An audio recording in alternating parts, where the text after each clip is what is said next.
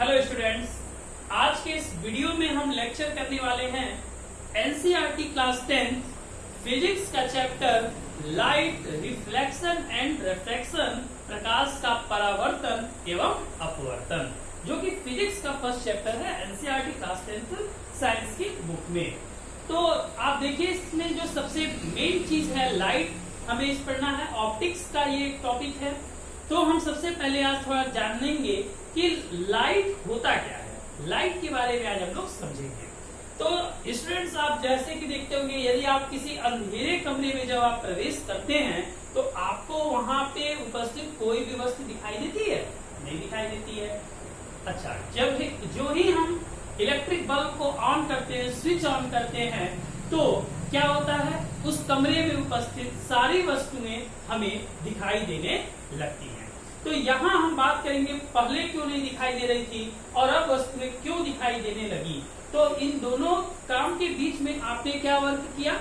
Electric bulb को switch on किया। तो जब हम इलेक्ट्रिक बल्ब को स्विच ऑन किए तो बल्ब ने ऐसा क्या किया? तो बल्ब ने क्या किया?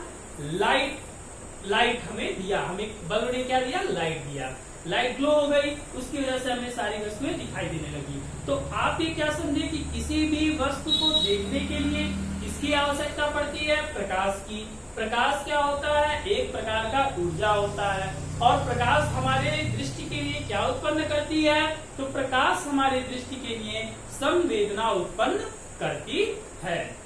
क्लियर है? यहाँ तक आपको समझ में आ गया? तो आप क्या जाने कि प्रकाश एक प्रकार का बाह्य कारक है।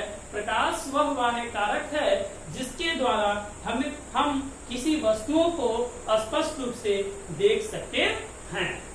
क्लियर? अब यहाँ पर हम बात करेंगे, दो प्रकार के ऑब्जेक्ट होते हैं।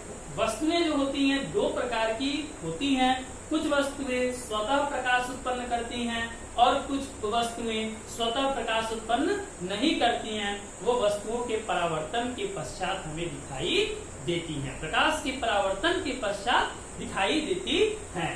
तो आइए हम थोड़ा सा जानते हैं कि हमें कोई वस्तु दिखाई कैसे देती है।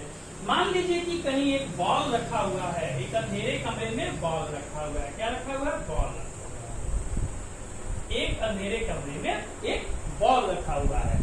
तो हम क्या, ये हमें कब दिखाई देगा? जब इस पर कोई हम इस पर जब लाइट इंसिडेंट होती है, लाइट के रेज इंसिडेंट होते हैं, यानी बीम ऑफ लाइट। आप देखिए, इसको हम क्या कहेंगे? Beam of light. Beam of light, beam of. अंतर समझेंगे कि अगर ऐसे है, इसको हम क्या कहेंगे? Ray of light. ये रे है, रे ऑफ लाइट, प्रकाश की किरण। और जब कई प्रकाश की किरणें एक साथ होंगी तो इन्हें क्या कहेंगे? Beam of light. ठीक है, प्रकाश पुंज।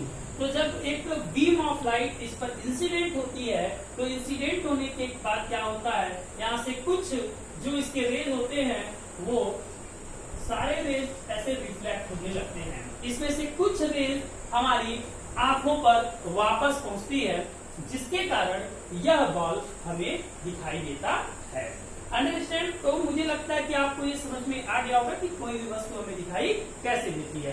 कैसे देती है कि जब प्रकाश की किरणें किसी वस्तु पर आपतित होती है, तो आपतन के पश्चात जो परावर्तन होता है, तो परावर्तित किरणें, कुछ परावर्तित किरणें हमारे आंखों पर वापस आती हैं, जिनके द्वारा हम वस्तुओं को स्पष्ट रूप से देख पाते हैं। अंडरस्टैंड? यहाँ तक आपको क्लियर हो गया?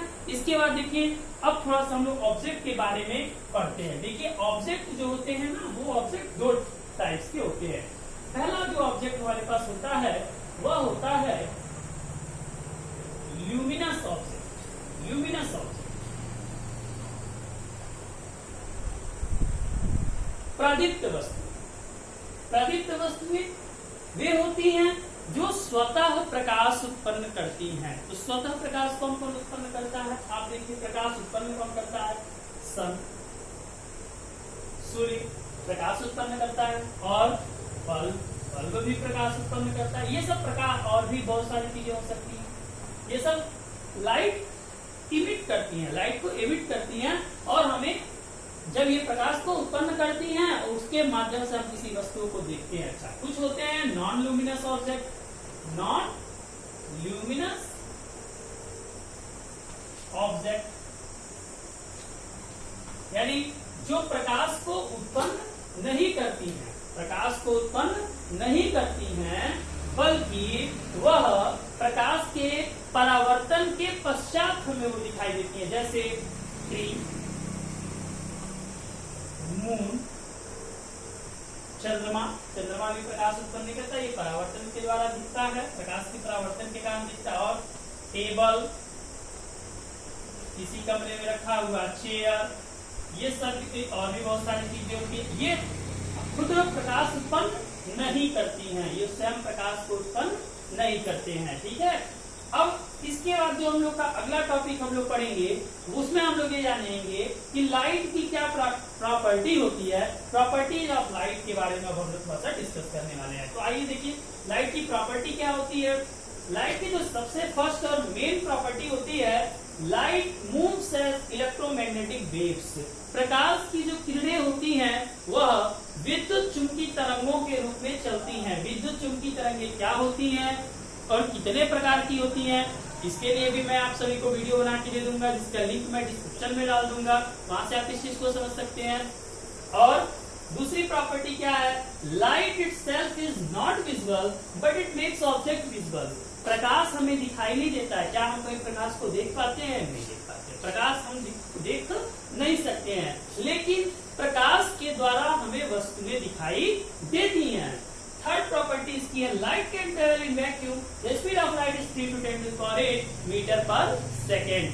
प्रकाश जो होता है यह निर्वात में भी चल सकता है और प्रकाश की चाल 3 × 10⁸ मीटर प्रति सेकेंड होता है। Light moves in a straight line, प्रकाश जो होती है वह किस में चलती है, वो सीधी रेखा में प्रकाश चलता है। प्रकाश किस तरीके से चलता है, प्रकाश के चलने की प्रकाश ऐसे चलता है, ठीक है ना, सीधी रेखा में प्रकाश चलता है। और light can pass through a transparent medium such as glass air but it can not pass through optic medium such as iron wood etcetera.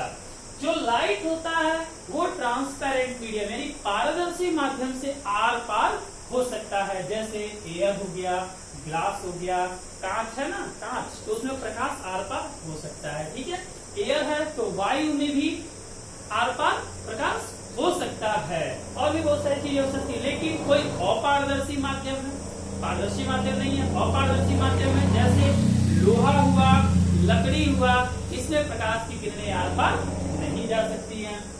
अगला जो इसका सबसे इंपॉर्टेंट है, reflection and refraction are properties of light. प्रकाश परावर्तन और अपवर्तन प्रकाश के गुण होते हैं। हम इस चैप्टर में रिफ्लेक्शन और रिफ्रैक्शन के बारे में बहुत ही विस्तार से आपको बताने वाले हैं।